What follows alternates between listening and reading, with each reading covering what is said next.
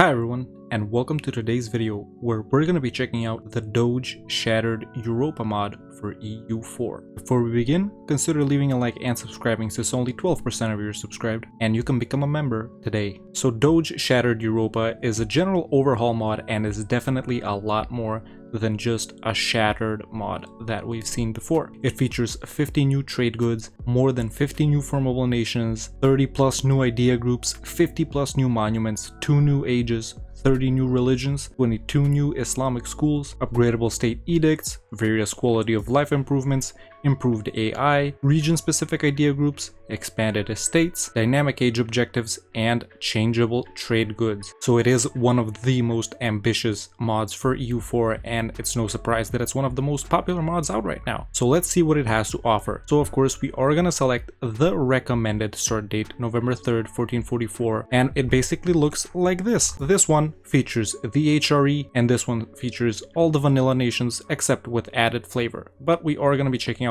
the recommended start date. And as you can see, there are various nations which have been suggested. Looks like the owner of the mod wants us to play some pretty hard nations. Anyway, let's jump into it and see what it offers. And here we are in the game, and this is what it looks like. Now, of course, the most obvious thing that you guys can notice is that none of the big nations actually exist, but there are a ton of familiar nations which do exist in EU4, are releasable in EU4, but also a ton of nations which aren't featured in EU4 at all. Starting off in Iberia, we can see lots of familiar nations like Castile, Leon, Galicia, Asturias, Aragon with a different color, Valencia, Granada, but also some unfamiliar nations like Sevilla, Algeciras, and Alentejo. So Iberia is definitely very shattered, going from 4 to, well, I don't know, a dozen nations. The same situation is in France, where France doesn't actually exist, and you will notice that their vassals are present, but also some nations that we don't know, such as Paris, for example, or Anjou. Going over to the British Isles, England doesn't exist. Once more, we have London, Wessex, Cornwall, Wales, Mercia, East Anglia, Northumberland. We have Alba, which is basically Scotland, Gaeldom, which is basically another Scotland, the Isles, and all of the Irish nations. Looks like this is the only region where nothing has changed, although some of them do have different flags. Going over to Northern Europe, we can see that Denmark doesn't exist. Instead, we have Jutland, Zealand, Skan, Gotland, another Gotland, Sweden, Norway, Sapmi, Finland, Karelia, and Iceland. Going into the HRE, if you guys can even tell anything apart, we do have most of the familiar nations, although we also have new ones, such as Sudeten, Lusatia, Mason, and tons of other small nations which I really can't pick apart. But Austria is broken in this mod, of course, or should I say shattered, and we do have Styria and Tyrol. Going down to Italy, some nations are familiar while others aren't. For example, we have Naples in this, well, a lot more purple color. We also have Capitanata right here. The Pope still exists. We have Arezzo, Ravenna, Brescia, and most of these other nations would be familiar too. Although it's funny that Savoy isn't present in Italy at all. Moving over to the Balkans, we can see lots of familiar nations. Here we have Byzantium in a different color than usual. They are slightly larger, but they don't have their holdings here, and Athens isn't even their vassal. And we do have familiar nations such as Albania, Serbia, Croatia. Bulgaria is releasable, of course, but we also have some unfamiliar nations such as the nation of Macedonia right here, or Skopje, and also Kumania, as well as Kravuna. It's funny that Herzegovina owns this entire area while Bosnia doesn't even exist. This is probably the only place in the map where they've made one country instead of two. Hungary does also exist, and we also have Nitra, Transylvania, some more countries over here such as Trieste. Going over into this region, Poland, no Poland. But we do have tons of releasable nations which you will recognize from regular EU4, as well as some unknown nations such as Malopolska, Wielkopolska, and Bujavi. Danzig is also yellow. And going over to Russia, we have lots more other nations. Some exist in EU4, some don't. And look at how tiny Muscovy is. They don't even have any of their subjects, which is pretty interesting. I think another thing to note is that the Ottomans don't exist, but we do have Osman right here, which is basically the predecessor of the Ottomans, and you would presumably form the Ottomans with them. Now, the situation is similar to this in most of the world. This is what the Maghreb looks like. This is what the Egypt area looks looks like. Of course, I'm not gonna go into every single nation like I did in Europe because the video would be too long. This is what the Horn of Africa looks like. Not too many changes here, but there are definitely more nations. And it's the same situation over here. Congo is a bit smaller, so is Kilwa. This is what it looks like in sub-Saharan Africa. Not too much changes. We know all of these nations actually, but Mali is smaller. Also not too much changes in Arabia. We do have the nation of Tabuk right here, as well as Jordan, Jerusalem, Lebanon, Syria, and Antioch. The Timurids and Ajam are quite smaller, and the Timurids don't have their vassals. And we have the return of Khiva. This nation did exist in previous patches of EU4 at the start date. Now they're just releasable. There are quite a lot of changes in India as well, with most of the big nations being shrunk, such as Bengal, Jaunpur, Bahmanis, and Vijayanagar, and the rest of the nations would be familiar. They haven't changed too much. Of course, it's shattered in Southeast Asia as well, with the bigger nations being shrunk once again, such as Ayutthaya Khmer, Lanshang, but this other stuff would be mostly familiar to you. China, once again, broke. We do have Ming right here. Actually, they're relegated to just 4 provinces. I don't think the Mandate of Heaven exists, since I don't have the interface right here. If you're wondering about the HRE, it's empty because I selected the no HRE start date. Japan be like, I don't get it, what's this mod about? But we do have 3 Koreas right here. The Manchurian hordes are also mostly unchanged. And we do have slight changes here, such as Oirat and Mongolia being shrunk to give way to some of these other nations. No changes in South America except for some added nations, such as this nation right here, which is actually Sunni. A very interesting addition. And no changes in North America as far as I can see, at least. Actually, we do have Vinland, which is a Norse nation, so playing as them would definitely be really fun. Speaking of Norse, let's jump into religions. And this is what the religion map mode looks like in Europe. Very unfamiliar, so let's break it down. First off, in Ireland, we have the Druidism religion, which gives you +1 attrition for enemies and +15% movement speed. This religion is present only in Ireland, as far as I can tell. Then we have the Suomennusko religion, which is basically the religion that the Sapmi, Karelian, and Finnish people practice in this mod, and it's also spread around here too. It gives you +15% fort defense and +2 max promoted cultures. We also have the Slavic religion, which is practiced mostly here and here, as well as some other pockets around Europe, even going as far as Germany. The Slavic religion is a pagan faith, and it does provide +3% missionary strength and -15% culture conversion, so a very strong religion, at least the initial bonuses. We also have Orthodox, although it has shrunk to give way to some other religions like the Romuva religion right here, which gives you -20% fort maintenance and +1 tolerance of the true faith. And Bogomilist right here in the Bulgaria and Bosnia areas, which is another form of Christianity, I think, and it gives you -10% stab cost and +7.5% morale of armies. Definitely very strong. No need to talk about Orthodox,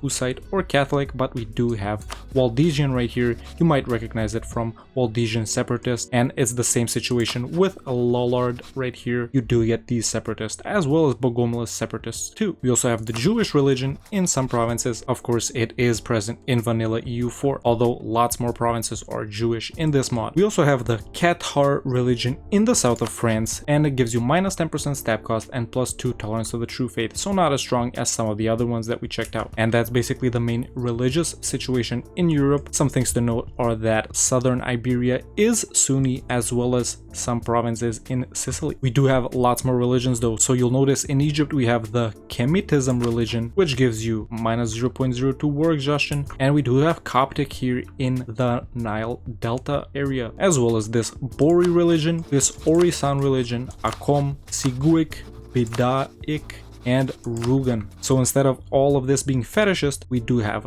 these different religions, and fetishist is instead present here, as well as this Sani religion down here. And we even have Hindu and Theravada on Madagascar. Going over here, we do have the Samaritan faith, which gives you -10% advisor cost and -2 tolerance of heathens. And we also have the Druze religion, as well as Yazidi, Karite, Karamtian. Over here in Persia, we have lots more Zoroastrian provinces, as well as Manichean. Going over to India, it is still mostly Hindu, with some Jain nations and provinces, as well as some Malankara provinces right here, which gives you +2% missionary strength and -10% aggressive expansion impact. Not too much changes in Southeast Asia, except that the animism has been changed to Daoism, and it is different in China, Tibet, and Mongolia as well, with the Bon religion present in Tibet, the Tantra religion over here, Zen, Taoism, Daoism, Confucian, and of course this is Tengri, Japan is Shinto, Korea is Confucian. We still have Ultra-Ringa in Australia, but we do have Manaism in the New Zealand nations. Now this faith gives you plus 15% global settler increase. This is what it looks like in South America, Animist and Inti in the Incan nations, as well as this one Sunni nation which I already showed off. No changes in Central America or North America except for the nation of Vinland, who is Norse, which I already showed off. And that's basically the religion situation. As you can see, much more diverse than regular EU4, with some alt history elements as well as some religions that have been expanded, especially over here in sub-Saharan Africa, where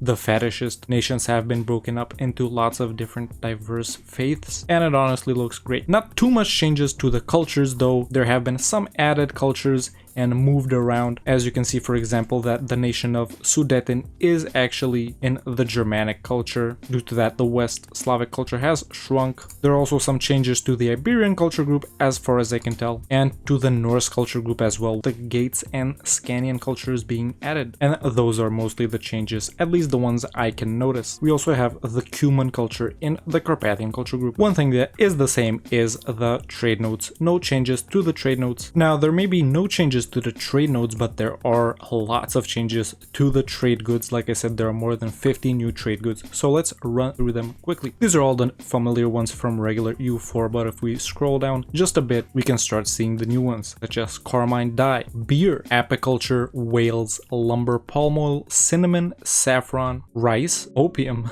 rum, horses, olives, amber, jade, marble, lead, mercury, camels, gunpowder, elephants, tin, dates, cheese, citrus, seafood, carpet, nutmeg, maize, pearls, metalworking, silver, exotic animals, vanilla, munition, woodwork, ebony, tar, sulfur, leather, jewelry, maple syrup, potatoes, steam engine, zinc, optics, brass cannons, tomatoes, champagne, llama, indigo dye, sea turtles, and uniforms. So there are much more trade goods than there are in vanilla EU4. Unfortunately, I can't seem to sort them by price so we can see which is the most expensive one, but all these additions are great, and it definitely provides for lots of RP elements as well as functional elements. Going into the ages, like I said, there are actually 6 ages in this mod. So we have the Age of Discovery, the Age of Reformation, the Age of Absolutism, but then we have the Age of Enlightenment. After that, we have the Age of Industrialization, and finally we have the Age of Revolutions. And some of these objectives and abilities will be familiar, as well as some new ones. For example, all of the ones in the Age of Discovery seem to be familiar. Here we are in the Age of Reformation, and the things here seem to be the same, except for this wonderful reminder to disable war taxes if you have enabled the free war taxes in the Age of Discovery. Now we are in the Age of Absolutism, and everything is as usual. Now these things are renamed, but they are the same and for the same special nations. Now here we are in the Age of Enlightenment. This is a new one for this mod. Now the first one is have an enlightened ruler where he is a free thinker or a scholar and has at least 444. Then we need to have 25 innovativeness, own 150 light ships, have every own province with at least 10 development, have level 5 advisors in each category, own provinces in 3 separate continents, and production income represents at least 40% of total income. The abilities are a local manpower and tax state edict, plus 2 possible advisors with a discount, army professionalism, which gives you drill gain, construction cost and prestige decay, shipbuilding time and privateer efficiency, resettlement policies, which gives you minus state maintenance and plus 20%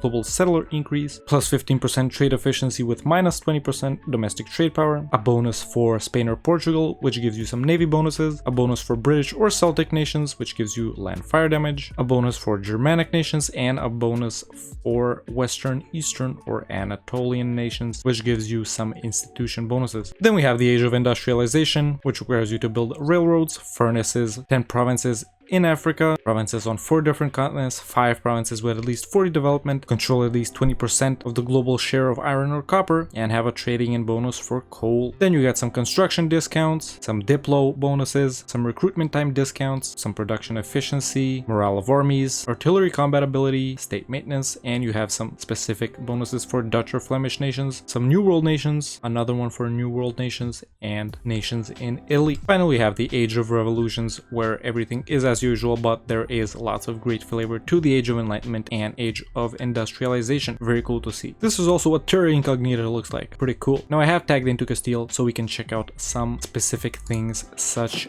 as buildings, and we have a ton of new buildings. First we have the road system, which provides you with some road stuff to build. We have the early road, gravel road, royal road, macadam road, as well as railroad. Now in education we have a school, we have special manufactories such as ramparts, impressment offices, state houses, soldiers' households. We know these from regular EU4. We do have a mine though. Then we have some latent goods buildings, I assume, which require some goods that spawn later in the game, such as a cannon, foundry, metalworking workshop, munitions factory, leather workshop, woodworking workshop, jewelry workshop, steam engine assembly line, spectacle factory, cheese workshop, and uniforms workshop. So these are all great buildings, and you can see all the bonuses they provide right here. There are also some unique government reforms such as Crown of Castile, electoral monarchy, and arch monarchy. Moving down we have diplomatic positions, papal embassy, regional forts, casa de concentracion, theocratic bureaucrats. And these would be unique for many different nations, and there are a ton of government reforms you can go through to add the maximum amount of flavor to the nation you're playing and your entire game. Like I said, there are a ton of new idea groups, so with that, instead of having 8, you can actually have 16 idea groups unlocked. Now let's go through the idea groups quickly, since there's actually so many of them. First we have jurisprudence ideas, which basically focus on governance and, let's say, the justice system, even though that's not really represented in EU4. We have development ideas, of course these focus on dev, playing tall. Health ideas, which sort of focus on ports, security, manpower, stuff like that. Monarchy ideas, of course you would pick if you were a monarchy, focuses on absolutism and stuff like that. State administration, basically on efficient governing and wealth building. Centralism focus, let's say if you're playing tall. Decentralizing focus, basically if you're playing wide. State affairs basically focuses on your estates and your courts and stuff like that. And Catholic ideas, of course, if you're Catholic. Going into the Diplo idea group, first we have heavy ship focus, the name speaks for itself. Galley focus, light ship focus. Basically, I think these stars mean you can only pick one of the two, or one of the three. I guess if you pick heavy ship focus, you can't pick galley or light ship focus. Moving on, we have colonial empire ideas. Of course, these would focus on colonization. Culture ideas, focusing on culture conversion, promoting cultures,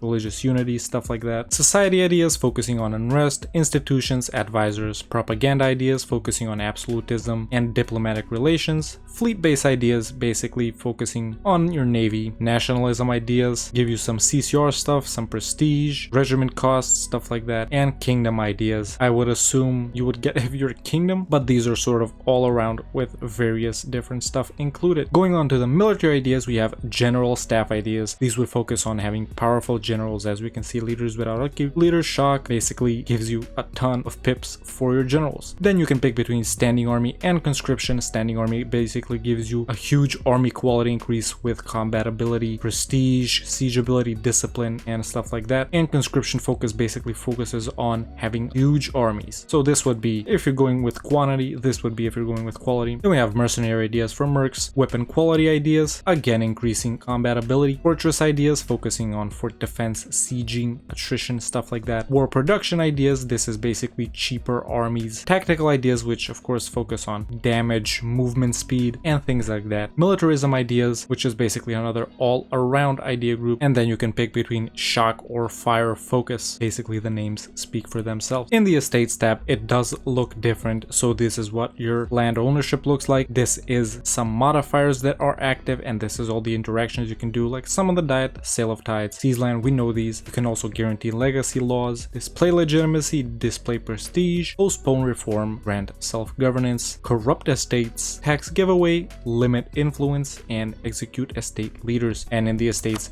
there are many more interactions than in the estates in vanilla EU4, as we can see right here. There are also a ton of more decisions you can take, focusing on various things like forming nations, some familiar ones, as well as some informational decisions if you're not familiar with the game. Basically, you hover on the question mark, it shows you which provinces have monuments. For example, Segovia right here, we have the Alcazar of Segovia monument, and there are more than 50 new monuments. Of course, it would be too long of a video to go through all of them. In the great powers list, we do have 12 great powers instead of 8, and the greatest power in the world is Ming with only 74 development. And like I already said, they only have 4 provinces. After that, we have Majapahit, Qi, Ayutthaya, Sunda, Shi, Wu, Brunei, Min, Yu, Shu, and Yan, basically the majority of the Chinese nation. And that's pretty much the general overview of this mod without going into insane detail. By the way, this mod is compatible with 1.31.4, the latest version as of making this video. I am playing on it right now, and a huge shout out to Comrade Doge, the creator of this mod. It's definitely no surprise that this is one of the most popular mods for EU4 right now, and I definitely recommend for you guys to check it out. As always, the link will be in the description. Let me know in the comments below what's the next mod you want me to showcase, and if you enjoyed this video, consider leaving a like and subscribing, since only 12% of you are subscribed. And if you really want to support the channel with more than subscribing, you can become a member today and join the Discord. The link is in the description. Thank you so much for watching, and I'll see you next time with another EU4 video.